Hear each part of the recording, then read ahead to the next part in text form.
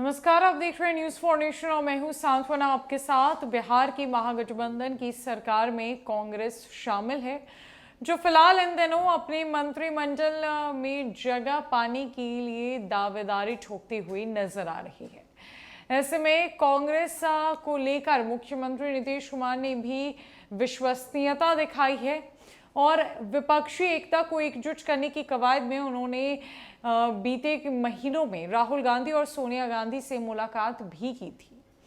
ऐसे में मुख्यमंत्री नीतीश कुमार लगातार कांग्रेस से अपील करते हुए नजर आए हैं और अब हाल के दिनों में उन्होंने चेतावनी तक दे डाली कि अगर आप मेरी बात नहीं मानिएगा तो आपको बहुत नुकसान झेलना पड़ सकता है। ऐसे में विपक्षी एकता को मजबूत हमें करना ही होगा, विपक्ष के नेताओं को गोलबंद हमें करना बेहद जरूरी है।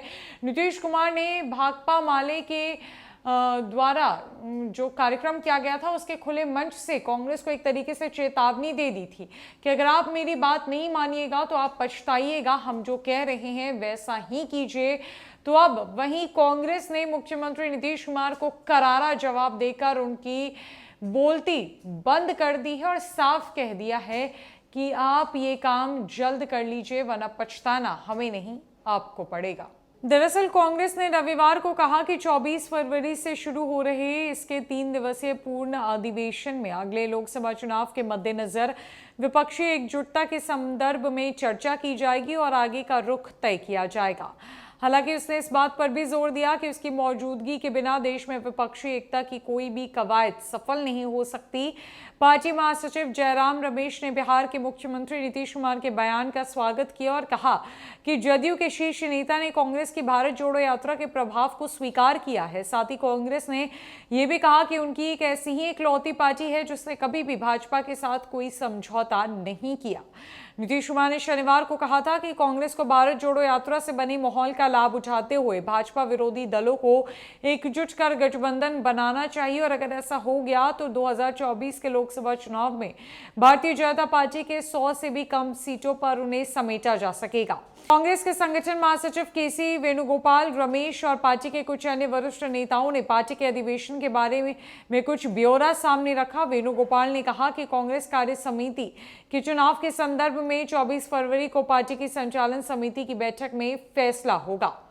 गौरतलब है कि नीतीश कुमार के बयान के संदर्भ में वेणुगोपाल ने कहा कि हमने भारत जोड़ो यात्रा के दौरान समान विचार वाले दलों को आमंत्रित किया है। ज्यादा दल आए संसद के सत्र के दौरान अडानी समूह के मामले में विपक्षी दलों को साथ लिया।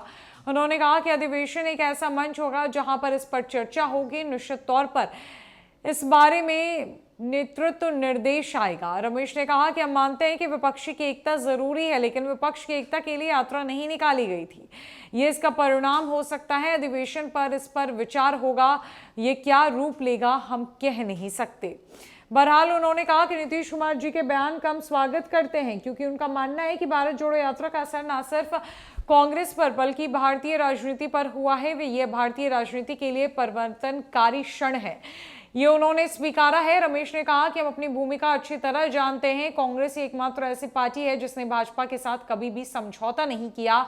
उन्होंने किसी पार्टी का नाम लिए बगैर कहा कि अगर कई पार्टी ऐसे हैं जो मल्लिकार्जुन खड़गे जी के साथ बैठकर बैठक में आती हैं और लेकिन उनकी क्रिया सत्ता पक्ष के साथ नजर आती है। हमारे दो चेहरे नहीं हैं। हम चाहते हैं कि अडानी के मामले में जेपीसी की जांच हो। कांग्रेस ने साफ कह दिया कि उसे किसी सर्टिफिकेट की जरूरत नहीं है, उसे किसी प्रमाण की जरूरत नहीं है। वो इकलौती ऐसी पार्टी है जो देश की राजनीति में बीजेपी के सामने पूरी ताकत और मजबूती के साथ खड़ी हो और वो इकलौती ऐसी पार्टी है जिसने कभी भी बीजेपी के साथ समझौता नहीं किया। मुख्यमंत्री नीतीश कुमार के बयानों का बीजेपी को लेकर साथ ही साथ कांग्रेस ने जमकर कटाक्ष बोला है। फिलहाल के लिए इस खबर में इतना ही है। कई खबरों के लिए हमारे साथ बनी रहे न्यूज फॉर नेशन में। नमस्कार।